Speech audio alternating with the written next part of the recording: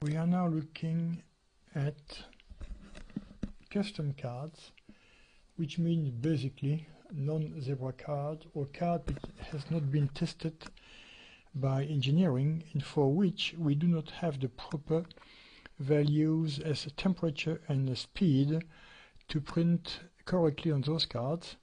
And print correctly means first we print everywhere on the card, and second we are not going to bend or melt the card.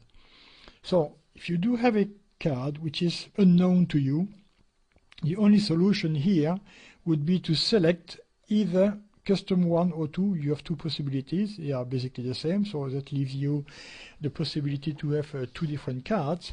So let's start with custom 1. When you select custom 1, contrary to predefined card, as you can see here, everything is changeable. So you can select if your card thickness is in inches or mil, whatever. So let's say 30 mil, which is classic. You can select if you have max stripe or not. If you have max stripe, you have to select if it's HICO or LOCO. If you do have a contact encoding, if you have a MyFair encoding, and you have here for temperature and there for speed, for single side printing, double side printing for each cases, basic values. Like in this example, 170 degree for the front and 160 if you print a double side. Those are starting value and probably are going to be too high for the card you are going to use. So the only thing you have to do here is to play, and this is basically trial and error, on changing those values. And as you can see here, you can go from 0 to 200 as a maximum and minimum temperature. And there, you just have to select different values. Let's, for example, select here 155. You click OK. Automatically, when you are going to send a print job, the rollers are going to going up or down in temperature according to what you have selected.